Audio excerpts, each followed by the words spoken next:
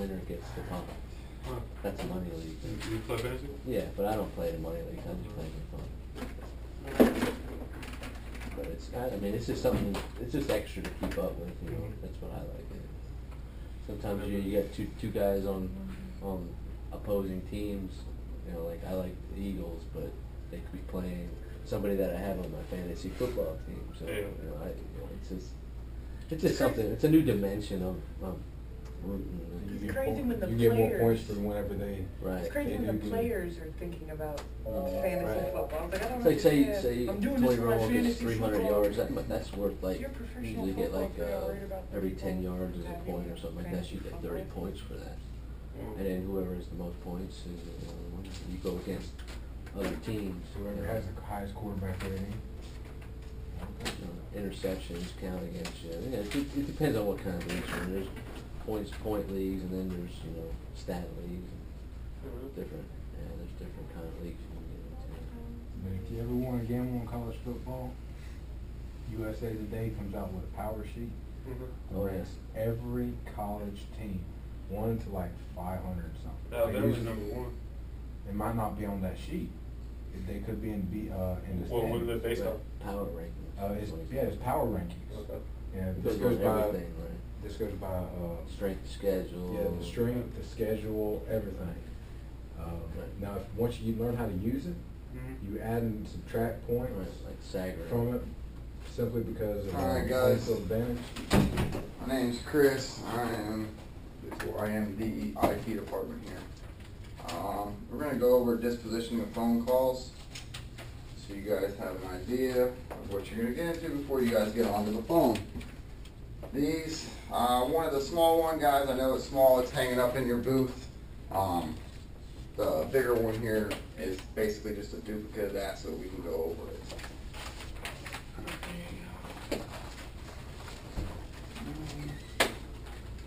Do they have callback policies? Yeah.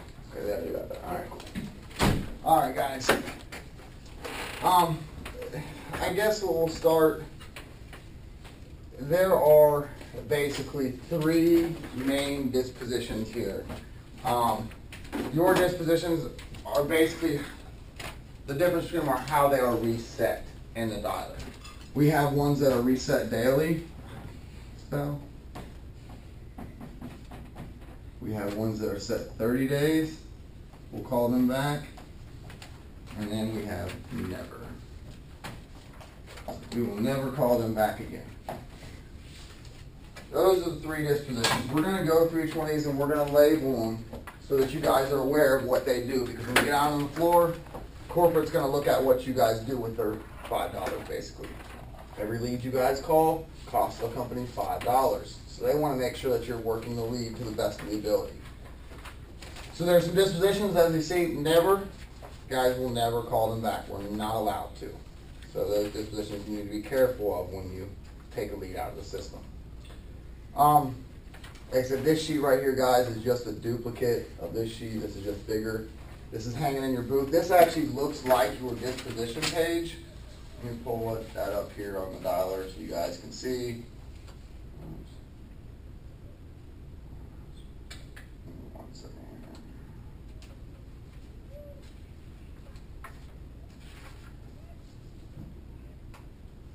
All right. That was a horrible one to get on the first one there. All right. Anyways, this is what your disposition page, guys, looks like. After you hang up the phone call, this is going to be the first screen that you guys see after you hang up. Looks just like this.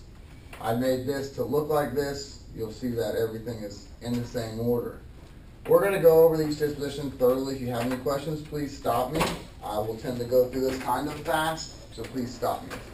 Some of them are very similar, so I'll kind of explain them in groups.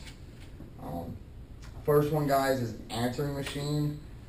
And if you guys, the letter means nothing to you guys, but the description after is what you guys will be reading. The letter is just the way I can look at it, or you guys can look at it, and you'll learn those, so you guys can look at previous call history and understand the previous call history with these dispositions.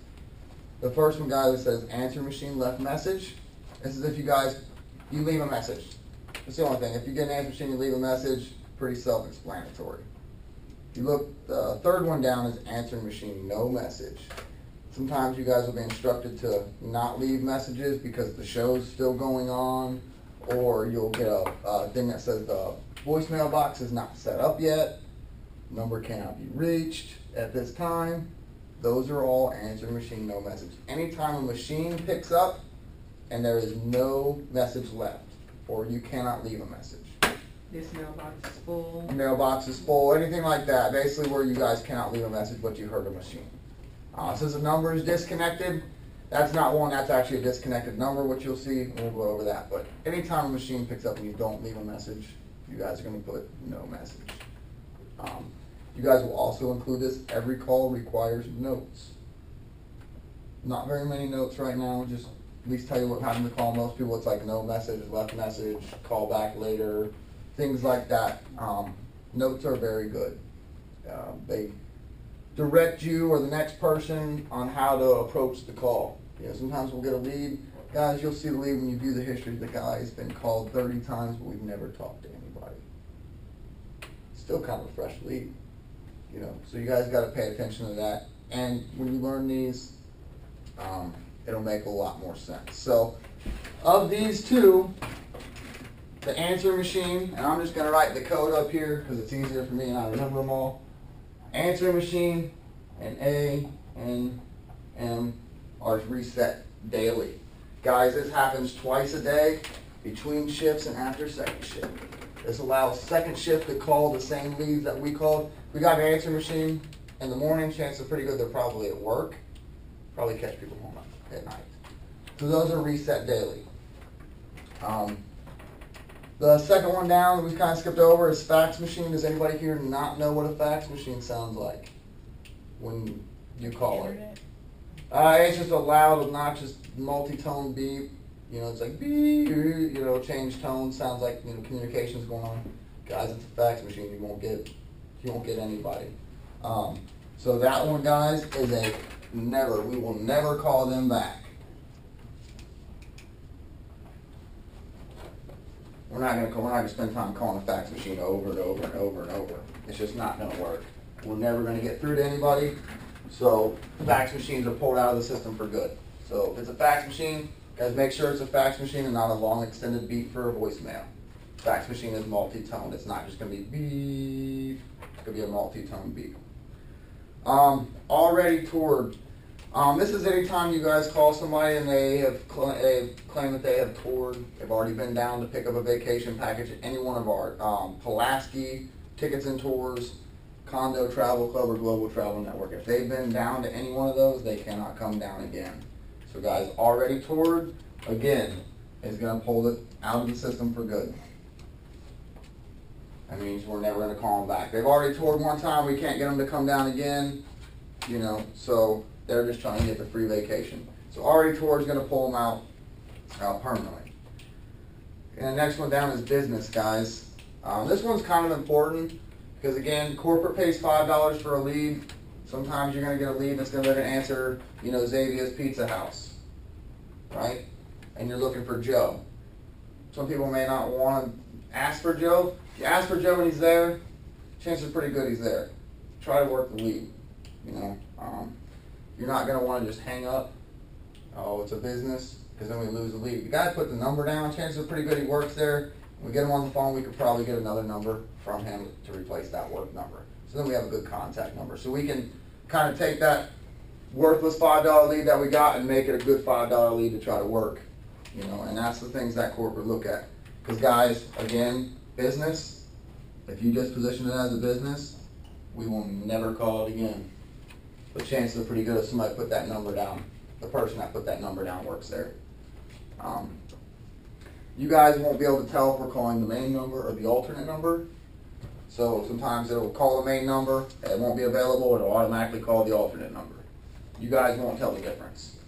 So a lot of times someone might put the work number as an alternate number. So be careful with that one. It's a business that pulls it out for good.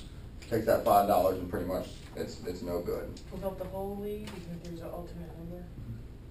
Yeah, every lead here, guys, it says it's got a unique identifier as a number. It's called its lead ID number. That lead ID number has every bit of information